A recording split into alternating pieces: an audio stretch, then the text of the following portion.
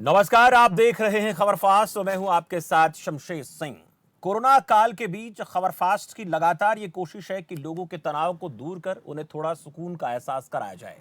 इसी कड़ी में हम आपकी मुलाकात करवाते हैं कुछ खास हस्तियों के साथ जो अपने अपने क्षेत्र में जाना माना नाम हैं। आज इसी कड़ी में आपसे मिलवाने जा रहे हैं एक ऐसी हस्ती से जो इंडियन सिनेमा और टेलीविजन के एक्टर, डायरेक्टर, राइटर और प्रोड्यूसर हैं।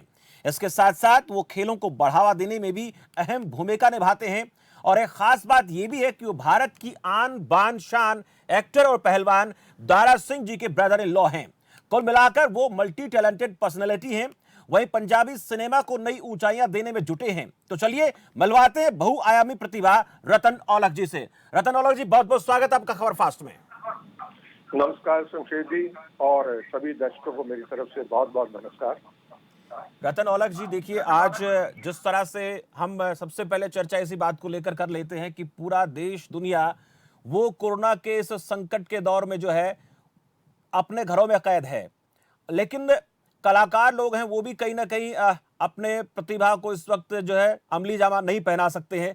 लेकिन आपसे पूछना चाहूँ पहले तो आप लिखते भी बड़ा अच्छा है, इसके साथ साथ और भी तमाम ऐसी खूबियां आपके अंदर हैं जिनके बारे में जितना कहा जाए उतना कम है। लेकिन आपके बारे में जानना चाहे, आप इस वक्त क्या कर रहे हैं इन दिनों? एक्चुअली जिस दिन ये लॉकडाउन हुआ था, हम्म। हमारी एक फिल्म की शूटिंग चल रही थी, तो पंजाबी फिल्म थी निडर, जी। जिसकी आधी के करीब शूटिंग हो गई थी। हम्म। लेकिन हमें वो फिल्म बंद करनी पड़ी। तो लॉकडाउन के जो पहले 5-7 दिन थे, हम्म। वो तो बहुत डिस्टर्ब दिन थे, क्योंकि कुछ स्टाफ यहाँ था, कैसे उनको निकालना है क्या है, वो सब में लगे थे। हम्म। लेकिन उसके 4-5 दिन के बाद फिर एक एक आदत पड़ जाती है और आपको पता चल जाता है कि ये आपके भले के लिए है। हम्म। और जब आप इस चीज को समझ लेते हो तो आप फिर अपनी एनर्जी जो है वो पॉजिटिव वे में लगाना शुरू कर देते हैं। जी। तो तब मैंने डिसाइड किया कि मैं अब, तब तो ये पता नहीं था कि इतना लंबा लॉकडाउन चलेगा। हम्म। लेकिन फिर मैंने पहले सबसे सोचा कि मैं एक शॉर्ट फिल्म लिख लेता हूँ, क्योंकि हमने तभी सोचा था कि 10-15 दिन का काम है, उसके में शायद खत्म हो जाएगा। हाँ जी। तो मैंने एक पहली शॉर्ट फिल्म अपनी कंप्लीट की, एक 45 मिनट्स की फिल्म की स्क्रिप्ट कंप्लीट किया। और उसके बाद जब पता चला कि तब तक पता चल गया 4-5 दिन में कि कम से कम एक और एक्सटेंशन होगी, तो देन मेरा एक पुराना शौक है, मैंने कुछ शॉर्ट स्टोरीज वगैरह पढ़नी शुरू की और नया सब्जेक्ट पे सोचना शुरू किया। जो इस वक्त मैं अपनी एक नई पंजाबी फिल्म है उसका पूरा स्क्रिप्ट लिखना शुरू किया है, जो हमने प्लान तो की थी कि अक्टूबर में शुरू करेंगे, लेकिन अब अक्टूबर में तो होगी नहीं, क्योंकि अक्टूबर तक तो हमारी पहली कंप्लीट हो जाए तो वो भी सही रहती। अच्छा, लिखने के साथ साथ स्वास्थ्य का भी आप पूरा ख्याल रखते हैं। मैं आपसे पूछूं कि उस काम को करने के लिए किस तरह की एक्सरसाइज चल रही है?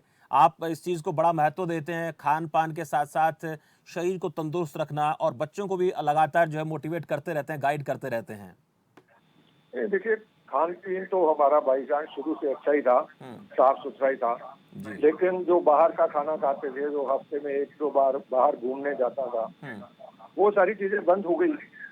और बच्चे मेरे, तो एक बेटा मेरा MBA कर रहा है, वो तो अभी अपनी पढ़ाई में लगा है, क्योंकि उसके एग्जाम तो अभी आगे हो गए। और मेरी बेटी है, वो भी अपना कुछ ना कुछ काम ऑनलाइन करती रहती है। और मेरे पास सबसे ज्यादा वक्त है, इसलिए मैं अपनी एक्सरसाइजेज और जो अपनी मेरी फिटनेस खराब हुई थी बहुत काम करने की वजह से, और 2-3 साल से मैं शायद अपने आप को उतना टाइम नहीं दे सका था जी। तो अब उसकी तरफ ध्यान दिया। तो आई हैव केप्ट 3 आवर्स, 3 घंटे मेरे लिए है, सिर्फ मेरी तंदुरुस्ती के लिए। बहुत खूब। और बाकी घर वालों के लिए जितना टाइम है वो तो है ही है, सारा टाइम उनके लिए है। और जब भी दिल करता है, बिकॉज जब आप अकेले होते हो तो आप इतना ज्यादा कई बार नहीं सोच सकते जो आप सोचना चाहते हो। तो इसलिए जब मेरा दिल करता है मैं अपनी वो स्क्रिप्ट का 1-2 सीन आगे चला जाता हूँ। लेकिन सुबह और शाम 2 घंटे सुबह और 1 घंटा शाम को सिर्फ मेरे लिए है, वो मैं करता हूँ। बिल्कुल। अच्छा, आपके सफ़र की शुरुआत की थोड़ी चर्चा करेंगे। हम देखते हैं कि हमारे परिवार में जो ग्रामीण अंचल हमारा समाज है वो बहुत ज़्यादा जो है, अगर सिनेमा की बात की जाए और आपके दौर की बात की जाए तो उन चीज़ों को बहुत ज़्यादा बेहतर नहीं मानता था, अच्छा नहीं समझता था। और आप तो एक ऐसे अनुशासित परिवार से हैं जिसमें पिता टीचर रहे, परिवार में जो है आर्मी बेस्ड भी आपके परिवार में जो है आपके भाई, बड़े भाई हैं। लेकिन ये शुरुआत की बात मैं करूँ तो कितना आपको मुश्किलों का सामना करना पड़ा? क्या परिवार ने इसकी इजाज़त दी, माँ ने सहयोग किया कि पिता तैयार थे, या फिर भाई ने इसको लेकर आपको आगे बढ़ाया कि आप कर सकते हैं, या फिर इसके पीछे कोई और कारण रहा? नहीं, आप मेरा फिल्म्स के जाने के बारे में पूछ जी, रहे हैं? बिल्कुल। नहीं नहीं, ये तो कमाल है कि मैं बचपन में 6 साल का था जब ऑलरेडी मेरे ब्रदर इन लॉ फिल्मों में थे और हुँ, हिंदुस्तान के सुपरस्टार थे। हुँ, लेकिन उसके बाद भी घर वाले किसी और को था नहीं कि मैं फिल्मों में जाऊं, हुँ, इंक्लूडिंग मेरी सिस्टर भी नहीं चाहते थे। जी। सब चाहते थे कि कोई सिक्योर जॉब करे। यहाँ मेरे भाई बचपन में लंदन चले गए थे जब मैं हुँ, बहुत छोटा था। हुँ, वो चाहते थे मैं वहां आ जाऊं, हुँ, लेकिन मेरे दिमाग में था और मैंने बोला कि करूंगा तो वही जो दिल कहता है। हुँ, तो मैंने सुनी नहीं किसी की बात, हुँ, तो दिल की और दिल ने साथ छोड़ा नहीं अभी तक। जी। बहुत अच्छे और से वो मेरे कहते साथ भी हैं है। कि दिल जो कहता है वो सही कहता है। तो यानी आपने दारा सिंह जी की उँगली थाम ली और उसके बाद जो है आपने पीछे मुड़कर नहीं देखा। हाँ जी, मैंने ये पक्का सोच लिया था कि मैं ऐसे ही करूंगा। हुँ, और घर वालों को भी मैंने बोल दिया था कि देखो, अगर मैं कभी भी आपके ऊपर डिपेंड करूंगा कि मुझे ये करने के लिए ये कर दो, हुँ, तो मैं आपकी बात मान लूंगा। हुँ, पता नहीं कहाँ से मैं तो सीधा गांव से गया था। हुँ, कभी एक्टिंग सीखी नहीं थी, कभी कुछ नहीं थी, लेकिन दिल में एक था कि मैं कर सकता हूँ। हुँ, और बहुत ज्यादा टाइम लगा नहीं, हुँ, थोड़ा थोड़ा काम मिलने लग गया। और फिर उस जमाने में साउथ की फिल्में जैसे अब होती हैं डबिंग, हुँ, उस जमाने में भी बहुत साउथ की फिल्में डबिंग होती थी। जी। तो एक ग्रुप था वहाँ, उनके साथ मेरा मिलना जुलना हो गया और मैंने डबिंग शुरू कर दी। हुँ, सो जो सबसे बड़ी प्रॉब्लम होती है, महीने का राशन कहाँ से आएगा और हुँ, घर का किराया कहाँ से आएगा, बिल्कुल। वो तो डबिंग ने मेरा काम खत्म कर दिया। हुँ, तो उसकी वजह से फिर हौसला हो जाता है, बिकॉज काम तो आप फिल्मों में ही कर रहे हो। हुँ, हुँ, आप उन्हीं लोगों को मिलते हो जो फिल्मों में हैं, तो इसलिए थोड़ा थोड़ा काम भी मिलने लग गया। जी। लेकिन उसमें एक जरूर था कि जब काम नहीं करते तो आपके पास काफी खाली वक्त होता था। हाँ, और उस जमाने में ये जिम कल्चर नहीं था, जिम ज्यादा नहीं थे, और हमें एक आदत थी बहुत हार्ड एक्सरसाइज करने की। हुँ, तो मैं सुबह सुबह अपने ब्रदर इन लॉ के पास चला जाता था, क्योंकि वो 5 बजे उठ के सुबह एक्सरसाइज करते थे रोज।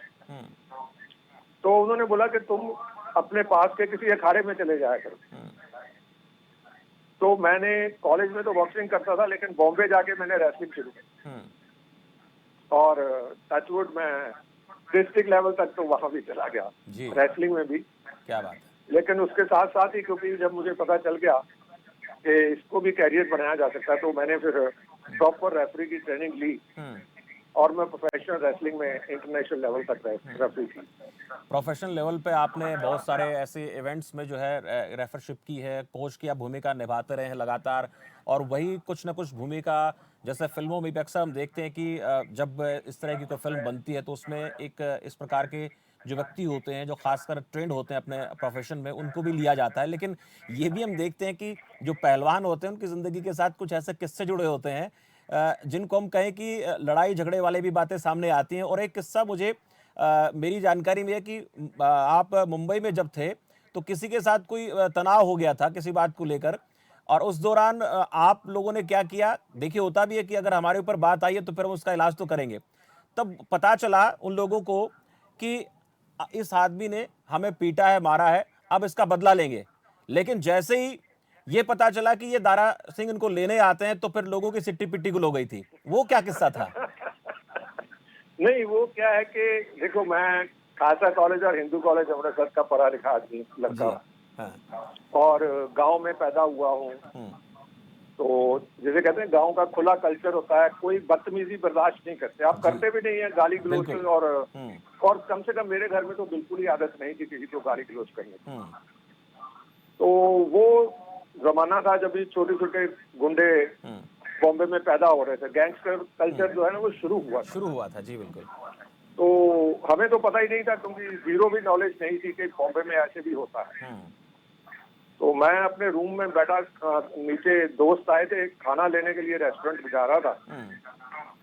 तो बात तो कुछ हुई नहीं थी, उसके साइकिल पे खड़े आदमी लगा थोड़ा सा उसका अपना टायर मेरे को, लेकिन इतनी सी बात पे वो भड़क गए और मैं बड़ा हैरान था कि छोटा सा लड़का, थप्पड़ मारूंगा साला गिर जाएगा, लड़ क्यों रहा है। जी मैंने उसको समझाया, वो नहीं हटा और उसने मेरे को हाथ उठा दिया मेरे ऊपर। जी जी। मैंने एक हाथ उठाया और कम से कम वहाँ 10 लोग आ गए। तो काफी गदा जिसे कहते हैं प्रॉपर जलवा हो गया। तो मार पड़ी भी, मारा भी, जो कुछ होता है लड़ाई में सब कुछ होता है। हाँ। लेकिन अकेला ही था, लेकिन 2-3 को ज्यादा चोट लग गई उनको। तो उन्होंने प्लान किया कि वो मुझे अगले दिन पकड़ेंगे। लेकिन तब मैं हर रोज, जैसे मैं आपको बताया ना कि मैं सुबह जाता था दारा पाजी के पास एक्सरसाइज करने के लिए। तो उस जमाने में दारा पाजी मॉर्निंग में 5 बजे निकलते थे और 25 किलोमीटर साइकिलिंग करते थे सबसे पहले। तो जब वो मेरे घर के सामने से आते थे तो नीचे से बेल मारते थे, तो मैं उनके साथ चला जाता था और फिर उनके साथ जाके एक्सरसाइज करते थे। तो वो कुछ लोगों ने नोट किया होगा, तो उनको पता चला। तो फिर उन्होंने बोला कि भैया अगर इसको मारेंगे तो फिर ये भी, जैसे हम लेके आएंगे, ये भी कोई आएगा, फाइटर्स आएंगे फिल्मों के या कुछ भी आएगा। तो उन्होंने फिर कंप्रोमाइज कर लिया और हमें भी, वहाँ काम करने गए थे, लड़ने तो गए नहीं थे बिल्कुल। बहुत सारे लेकिन हाँ। मुझे पता नहीं था कि ये कोई बड़े गुंडों के लोग हैं। तो मुझे बहुत लोगों ने कोशिश की कि हमारे साथ आ जाओ, ये आ जाओ, वो आ जाओ, लेकिन जिसे कहते हैं कि गैंग दादाजी बनाने की की कोशिश शख्सियत में इतनी रहते हैं बड़ी लोग। थी, जी ये शख्सियत इतनी बड़ी थी, इतने बड़े आदमी को गुस्सा नहीं आता था, तो हम उनका नाम तो कैसे खराब कर सकते थे। तो बहुत मैंने बड़ी ऐसा कोई काम किया नहीं। तो मुझे लगता है कि मेरी बॉम्बे में वही एक अच्छी बड़ी लड़ाई थी। तो उसमें और उसके बाद भी जीतने वाला ही ऐसा काम था, ऐसा तो हुआ काम भी नहीं था। कभी, क्योंकि सबको पता लग गया होगा कि हाँ नहीं, हम पंगा लेते भी नहीं और हुआ भी। जी। औलख जी, ये तो आपने उसका किस्सा जैसे बताया। आपकी शादी को लेकर भी किस्सा है, जैसे आपने कहा कि मैं दिल की करता हूँ, दिल जो कहता है मैं वही करता हूँ। आपसे जो घर वाले कहते रहे कि शादी कर लो तो आप मना करते रहे, लेकिन जब आपका दिल किया तो आपने कहा मैंने कर ली है। नहीं, क्या कि मेरे ऐसे ही बचपन से मेरे दिमाग में था कि शादी क्या करनी होती है, एक बंदिश है, इस टाइप से था। और मैं अकेला घूम रहा था, बड़ा खुश था। 20 साल की उम्र से मैं, समझो 20वां साल था जब मैं घर छोड़ दिया था। जी। तो 31-32 साल तक मैं अकेला था और कभी ऐसे लगा नहीं कि होना चाहिए। तो मेरे भाई आए लंदन से, तो अमृतसर घर में, मैं भी वहाँ आया बॉम्बे से। तो वो रोज सुबह उठते थे और वो और मेरे फादर दोनों सुनाते थे, क्योंकि घर में मेरे मदर की डेथ हो चुकी थी, कोई था नहीं। तो बोले कि तू शादी क्यों नहीं करता, शादी क्यों नहीं करता। तो मैंने सोचा लो शादी कर लेते हैं। तो बोले शादी के लिए लड़की ढूंढनी होती है। मैं नहीं, वो काम आप छोड़ दो, उसके लिए तो मैं अभी ढूंढ देता हूँ जी। फोन पे। तो already I was very friendly to my wife. जी। तो उसको था कि मैं डिले कर रहा हूँ। तो मैंने बोला कि डिले नहीं करते, चलो शादी कर लेते हैं। जी। तो दारा पाजी तभी चंडीगढ़ में थे और वो दिल्ली जा रहे थे। तो मैंने अमृतसर से फोन किया, आप कहाँ हो। तो बोले मैं तो दिल्ली पहुंच गया हूँ। मेरी सिस्टर वो दोनों थे। जी। तो मैं बॉम्बे कब जा रहे हो। बोले 2-3 दिन के बाद। तो मैंने बोला कल तक वेट करो, शायद मैं कल आपको फोन करके बताऊं कि मैं शादी कर रहा हूँ। तो वो बस लड़की के घर वालों को भी सब पसंद था, सब कुछ था। पहले तो उनको पता नहीं था कि मैं कौन हूँ, मेरी फैमिली क्या है। सिर्फ इतना पता है कि एक टीचर का बेटा है, गांव में थोड़ी जमीन है, खाता पीता है, ये सब पता था। तो फिर वो उसी दिन मेरी उनसे बात हुई, मैंने सब कुछ बताया उनको, क्योंकि तब तो बताना ही होता है रिश्तेदारी हो रही है। बिल्कुल। तो ऑल वर हैप्पी। तो 3 दिन के बाद हम 5 लोग गए और शादी करके घर वापस आ गए। बिल्कुल, ये कई ऐसे किस्से हैं। अच्छा, इसके अलावा जैसे आपने दारा सिंह जी की भी तमाम लगभग सभी फिल्मों में काम किया, धर्मेंद्र साहब के साथ भी काम किया, दिलीप कुमार जी के साथ भी काम किया। इनके साथ कोई ऐसा रोचक किस्सा जो आपको लगता हो फिल्म से शूटिंग के दौरान का, या फिर और कोई, क्योंकि ये भी ऐसे जो लेजेंडरी मैं बात करूं प्रतिभा, ये वो लोग हैं जिन्होंने इस प्रकार का दिया है हिंदुस्तान को, चाहे कुश्ती की बात करें, फिल्मों की बात करें। हाँ जी, दादाजी के साथ मैंने 4 फिल्में की है, उसमें से वो उनकी होम प्रोडक्शन ही थी। जहाँ वो काम करते थे वहां मैं जाता नहीं था सेट पे, क्योंकि मुझे हमेशा लगता था कि ऐसे नहीं लगे कि ये सिफारिश से इसको काम मिला है। तो अगर आपने देखा होगा तो मैंने होम प्रोडक्शन में काम किया है उनकी, जी। क्योंकि वो घर की फिल्म थी, उसकी प्रोडक्शन भी मैं देखता था। और उसका सबसे बड़ा कि एक फिल्म तो मैंने लिखी जिसमें मैंने खुद भी काम नहीं किया, जो वेंदु दारा सिंह की पहली फिल्म थी करण, वो उसका मैं राइटर भी हूँ। बिल्कुल। पर वो मैंने उसमें भी काम नहीं किया था, बिकॉज बहुत ज्यादा काम होता है उसके अलावा भी। और धर्म जी के साथ मैंने 2 फिल्में की। तो दारा जी के साथ तो ऐसा कोई फिल्म का किस्सा नहीं है, बिकॉज वो सारा बहुत ऑर्गेनाइज था, सारा कुछ काम था। कम टाइम लेकिन मिलता था। धर्मपा जी के साथ जब मैंने पहली फिल्म की तो वो गेस्ट थे उसमें। और अगर आपको याद होगा तो वो अपने बच्चों के साथ भी काम नहीं करते, क्योंकि वो उनके रिश्तेदार या जो कुछ भी थे वो अवॉइड करते थे, बोले मेरे को बच्चों को कुछ कहा नहीं जाता, उनके साथ मैं एक्टिंग कैसे करूंगा। तो मुझे भी वो मिलते रहते थे, घर में सब कुछ था। तो वो एक फिल्म थी रखवाले, मैं उसका मेन विलन था, और इन्होंने आकर के एक गेस्ट अपीयरेंस में आकर के वो मुझे पीटना था। तो वो बेचारे प्रोड्यूसर ने पता नहीं कितनी मेहनत की होगी इनको गेस्ट लाने के लिए। ये वहां सेट पे आए तो बोले मैं तो शूट नहीं करूंगा, बोले हमारे लड़के तगड़े हो गए हमसे और तुम लोग हमसे अपने ही लड़कों को पिटवाते हो। जी। तो वो प्रोड्यूसर बोलेगा सर अभी ये कहाँ से आपका लड़का हो गया, ये तो आपका बेटा नहीं है, आपका भाई नहीं है। बोले ये भी मेरे बच्चों जैसा ही है, मैं इसको नहीं पीटूंगा, तुमको पता था कि ये कौन है। और रोज मैं इसके साथ होता हूँ। तो फिर मुझे बहुत टाइम लगा उनको मनाने का, एक लंबा किस्सा है। तो मैंने उनको आखिर में एक बात कही, मैं कहा पाजी ये छोटी सी फिल्म है, चलेगी नहीं चलेगी ये तो हमें पता नहीं है, मेरा नाम लोगों को याद रहेगा नहीं, लेकिन जब मैं बोलूंगा कि जिसकी धर्मेंद्र के साथ फाइट हुई थी तो लोगों को याद आ जाएगा, आप प्लीज कर दो ये फिल्म। और थोड़ा सा इसमें अपना योगदान दे दो। अच्छा, ये तो आपने एक बात, आपके बारे में ये भी काफी चर्चित रहता है कि आप की जो दोस्ती है, जो याराना है, वो बॉलीवुड के चाहे पुराने कलाकार हों चाहे नए न्यू कमर की बात करें, उन लोगों के साथ अच्छी खासी आपकी दोस्ती है। और जो बड़ा अभिनेता या कोई भी अभिनेत्री, वो कई बार ये भी होता है कि बहुत ज्यादा पैसों की डिमांड कर लेते हैं, लेकिन आपकी अपनी दोस्ती का ख्याल रखते हुए आप उनको जितने में कहते हो आ जाते हैं। ये भी एक बड़ी खासियत आप में है, और नए नए लोगों को तो आप बॉलीवुड में काम दिलाने के लिए पूरी कोशिश करते भी हो, ये भी मैंने सुना है। सर देखिए, एक बहुत छोटी सी बात है कि मैं कोई इतना बड़ा स्टार तो बना नहीं। पंजाबी फिल्मों में मैंने बहुत अच्छा काम किया और मैंने टेलीविजन बहुत अच्छा किया।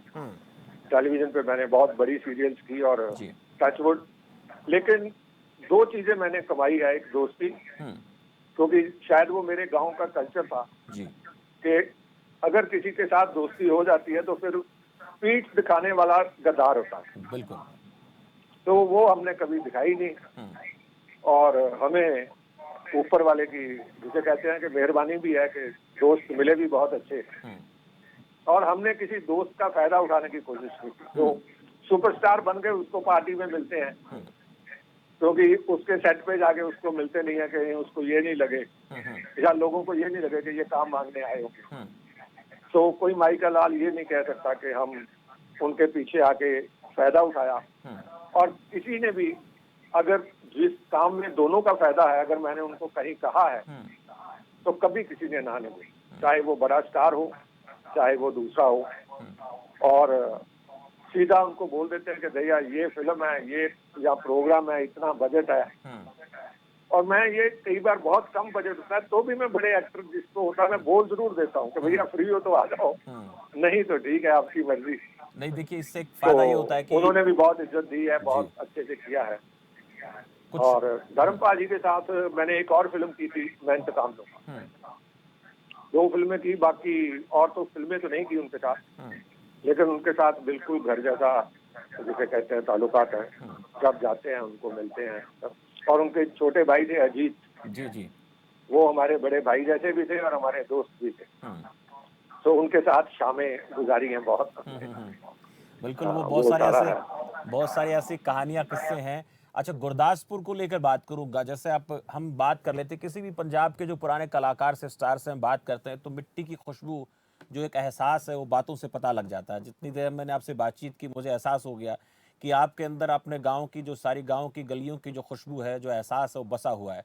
तो उसकी उसकी जो कुछ यादें हों, जो आप चाहें कि बताना बहुत ज़रूरी है? देखिए जी, मेरा गांव अमृतसर सिटी के बिल्कुल पास में ही है। हुँ, हम जब बॉक्सिंग करते थे तो ड्यूटी होती थी कि मैंने अपने घर से भाग करके अपने खेतों तक जाना है, हुँ, और हमारा एक चाचा होता था और उसको आवाज देनी है हुँ, ताकि पापा को पता चल जाए कि ये 5 मील में भाग आया हूं। हुँ, जी, तो लेकिन जो गांव का कल्चर था वो लेकर के हम वहां गए, हुँ, अपने बड़ों की इज्जत करना, दूसरों का सब करना, और अपने आप को ही नहीं, अपने यारों दोस्तों को सबको प्यार करना। हुँ, वो कल्चर अच्छा लगा, कभी छूटा ही नहीं। हुँ, और शायद बॉम्बे जैसे नगरी ने भी इतनी बुरी तरह से कभी ट्रीट नहीं किया कि हमें इस कल्चर को छोड़ के उसको बनाना पड़े। हुँ, उस शहर ने भी प्यार दिया, उस शहर को भी प्यार करते हैं, हुँ। तो इसलिए बिल्कुल, जैसे कहते ये हैं चीज़ें कि नज़र आती हैं। और जैसे आपकी फ़िल्मों की थोड़ी बात करें, जो आपने फ़िल्मों को अपने तरीके से उसमें एक्टिंग की बात करें या प्रोड्यूसिंग की बात कर लेते हैं या फिर डायरेक्शन की बात करें, नानक नाम जहाज एक ऐसी फ़िल्म रही, और इसके साथ-साथ जट जेम्स बॉन्ड की बात करें जो 18 अवार्ड जीतती है। तो ये जो अदाकारी है, ये जो प्रतिभा है, ये प्रतिभा में अब जब आप इस तरह की फ़िल्में करते हैं, तो उसके लिए ख़्यालात आते हैं, विचार जो आते हैं, वो कैसे आते हैं? क्योंकि एक बड़ी फ़िल्म बनना, उसके बाद उसका इतना अवार्ड जीतना, और उसके बाद एक ऐसे फ़िल्म का निर्माण कर देना जिसको लोग जो है थिएटर से बाहर जूते-चप्पल निकाल कर देखने आएँ। नानक नाम जहाज की बात करूँ तो। नानक नाम जहाज हमारी बन रही है, जो हुँ, अभी बन रही है, मैं हुँ। उसमें काम कर रहा पुराने हूँ। जो पुरानी फ़िल्म है उसमें भी कहीं न नहीं नहीं कहीं। नहीं, पुरानी तो मैं तो हाँ, 6th 7th में था तब थी जी, जी। हुँ, वो तो मैंने सिर्फ देखी है, हुँ, उसमें काम नहीं कभी किया था। हुँ, मैंने नानक दुखिया संसार में एक सीन किया था, जी। तब मैं 9th में पढ़ता था। हुँ, ये नानक नाम जहाज के इमीडिएटली बाद दाराजी की फिल्म बनी थी, नानक दुखिया संसार, हुँ, सिल्वर जुबली फिल्म थी, और जी। उसमें मैंने एक सीन किया था। हुँ, और वो लोगों को बहुत याद रहा, क्योंकि जब वो सीन मेरा समाप्त होता तो सामने प्राण साहब है, हुँ, और प्राण साहब गेस्ट थे। हुँ। तो अगर आपको सीन याद रख प्राण साहब को याद रखना है तो वो मेरा शॉट याद रखना पड़ेगा। याद रखना पड़ेगा। हुँ, तो इसलिए वो मैं लोगों को याद रहेगा मेरी वो फिल्म। हुँ, उसके बाद जब मैं सेकंड ईयर में पढ़ता था तो मैंने एक फिल्म की थी, 1.25 से एक लड़का। हुँ, उतनी बड़ी पंजाबी फिल्म ना कभी बनी है, ना बनेगी, ना जी। आगे हुँ, ऐसी आज के बड़े बजट की भी हुँ, 6-7 फिल्में 8 फिल्में इकट्ठी कर लो तो वो फिल्म थी। हुँ। अच्छा, तो उसमें। उसमें भी मैंने 3-4 सीन बहुत अच्छे किए थे, हुँ, और वो सारी लोगों को याद रही। हुँ, और उसके बाद में बॉम्बे चले गए, बॉम्बे छोटा मोटा कुछ ना कुछ काम करते रहे, हुँ, लेकिन पंजाबी फिल्में बहुत अच्छी की। हुँ, मैंने पंजाबी फिल्म सरपंच की थी, जी। जो कई जगह पे सिल्वर जुबली हुई, और उसके बाद में गुरदास मान ने जो पहली फिल्म की थी, हुँ, मामला गड़बड़ है, हुँ, हुँ, जी। वो मेरी दूसरी बड़ी फिल्म थी, हुँ, मेन रोल वाली जिसे कह सकते हैं आप। जी।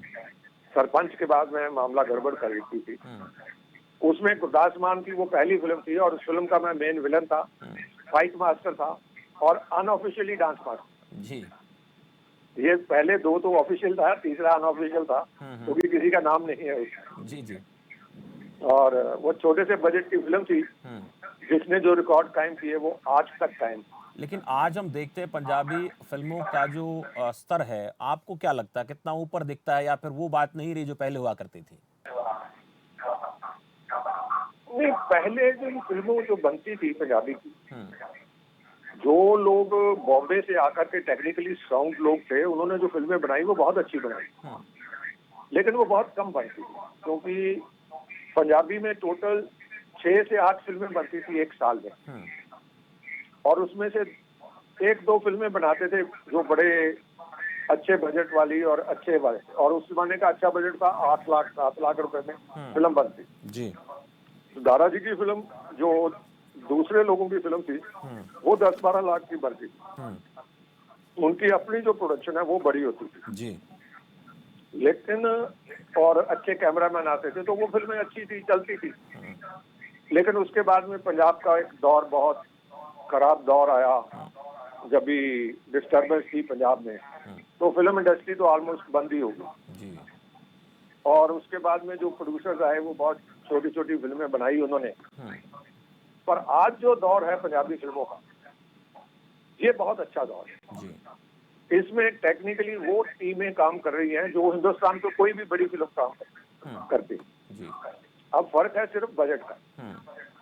आज जो पंजाबी फिल्म है वो 4 करोड़ से लेकर के 14-15 करोड़ रुपए तक बनती, जो बहुत अच्छे बजट है। तो हमारा फर्क कभी बड़ी फिल्मों में सिर्फ बजट के वजह से है। जी। बाकी टेक्निकली टीम ऑलमोस्ट वही है। जो जिन्होंने गदर किया है वो कैमरामैन हमारे अभी नानक नाम जहाज कर रहे हैं। तो टेक्निकली हमारे पास सारी टीम आ जाती है उसमें। लेकिन कुछ एक्सप्लॉइट करने के लिए, क्योंकि मार्केट तो हमारी पंजाब और ओवरसीज है। जी। जी। लेकिन ये बहुत अच्छा दौर चल रहा था। अभी देखो ये बहुत बड़ा गैप आने वाला है कोरोना की वजह से। तो इस गैप के बाद इंडस्ट्री की क्या शेप होगी ये तो अगले साल पता चलेगा। बिल्कुल, इसमें तो थोड़ा वक्त लगेगा, स्ट्रगल में जाएगा, वक्त लगेगा ये पता करने में कहाँ जाएगा। और ये भी हम देख रहे हैं कि जैसे पिछले कुछ समय हमने देखा, अप्रैल का महीना आखिर के जो दिन रहे उसमें हमने 2 ऐसी प्रतिभाओं को खो दिया जो अपने क्षेत्र में अलग नाम, अलग पहचान उन्होंने बनाई।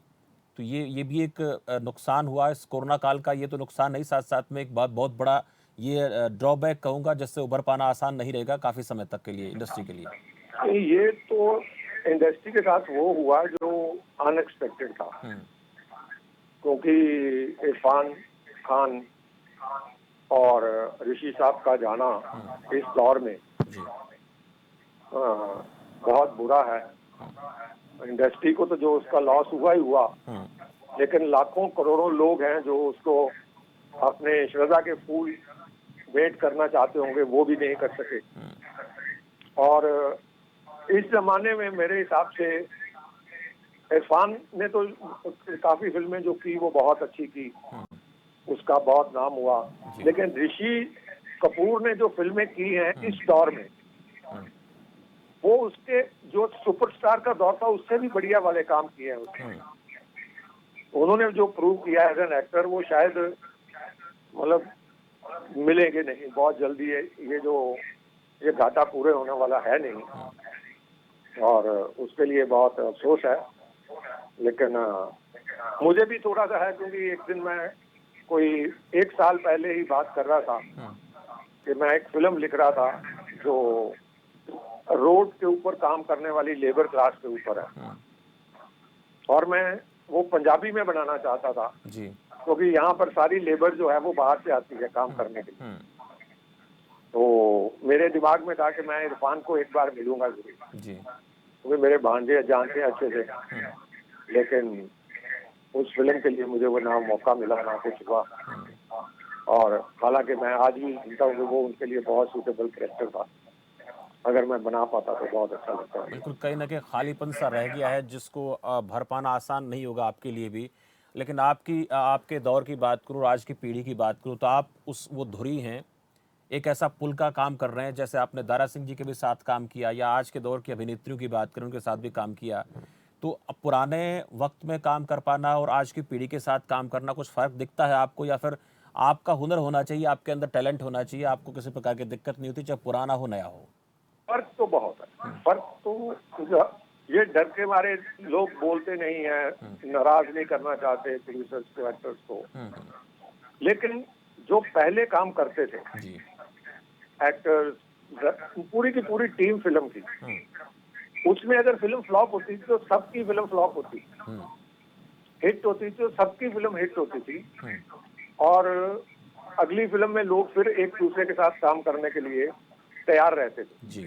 और अगर फिल्म फ्लॉप होती थी तो मैंने अपनी आंखों से देखा है बड़े बड़े स्टार्स को अपने पैसे छोड़ते हुए और प्रोड्यूसर को कहते थे परवाह मत कर, अगली फिल्म अनाउंस कर, मैं करूंगा, जब तेरी बन जाएगी, जब पैसे आएंगे तब हम तुम्हारे साथ काम करेंगे। लेकिन अब अगर फिल्म हिट होती है तो वो स्टार की है, फ्लॉप होती है तो प्रोड्यूसर डायरेक्टर की। तो वो जो फर्क है वो तो है, उसमें तो जो पहले वाली बात थी उसमें सबसे बड़ा फर्क तो ये है कि हिट के साथ है सारे, मतलब कि बहुत ज्यादा कमर्शियल हो गए हैं लोग प्रोफेशनलिज्म और ज्यादा हो गया। रिस्क बहुत है। उनको लगता है कि एक फ्लॉप के साथ मैं दूसरी फिल्म करूंगा, शायद मेरे कैरियर को फर्क पड़ेगा। लेकिन ये फर्क कभी दिलीप कुमार, धर्मेंद्र, दारा सिंह, अमिताभ बच्चन, इनको तो कभी नहीं पड़ा। लेकिन आज है जो लोग ऐसे सोचते हैं, जो जिसके साथ मैं सहमत तो नहीं हूँ, लेकिन दौर ये यही है। वक्त का तकाजा है, दौर ये है। अच्छा, आपने तो तमाम ऐसे बहुत सारी फिल्मों को प्रोड्यूस भी किया है, आपने खुद डायरेक्शन भी किया है, फिल्मों में एक्टिंग भी की है। अगर मैं आपके बच्चों को बात करूं तो आप क्या चाहते हैं, वो फिल्मों में आए, अपनी दिल जैसे आपने अपने दिल का किया वो करें, या फिर इसके लिए आपने तैयारी कर ली है कि बच्चे आ सकते हैं फिल्मों में, बच्चे भी तैयार हैं, आना चाहते हैं? आपके सामने इसे पता नहीं कितने लोग देख रहे होंगे, आपके दर्शक सारे स्टेट में देख रहे होंगे। अगर मैं इन सबके सामने कहता हूं कि मैंने अपने दिल की बात की, तो मुझे कौन सा हक मिलता है कि मैं अपने बच्चों को कहूं कि तुम भी मेरे दिल की बात करें। जी। जो वो चाहते हैं वो करेंगे। मेरा काम है उनको बेस्ट फैसिलिटी देना, अच्छी पढ़ाई देना, क्योंकि आज के दौर में पढ़ाई बहुत जरूरी है। जो शायद हमारे टाइम पे मेरे फादर चाहते थे कि मैं पुलिस में जाऊं, मैं चाहता था कि मैं आर्मी में जाऊं, लेकिन बन गया मैं फिल्मों में एक्टर बन गया। और मैंने अपने फादर को, मुझे याद है, मैंने कहा था कि मैं पापा जा रहा हूँ, मैं कभी आपको 10 रुपए के लिए फोन नहीं करूंगा। अगर फोन करूंगा तो मैं आपकी मर्जी करूंगा, जो आप कहोगे वो करूंगा। जी।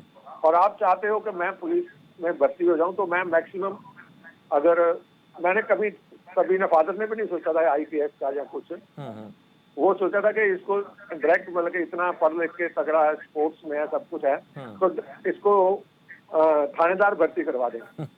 जी। तो सिफारिश भी थी, सब कुछ था, ऐसे झूठ बोले। तो मैंने बोला कि जिस दिन थानेदार से कम तनख्वाह लेके आऊंगा घर, जिस दिन उससे कम कमाऊंगा, उस दिन भी आ जाऊंगा वापस। उस दिन आ जाऊंगा, बहुत और बड़ी बात। रिश्वत तो मैं लूंगा नहीं, तो मैं रिश्वत की कमाई नहीं करता हूँ। थानेदार की सैलरी से कम कभी नहीं कमाऊंगा।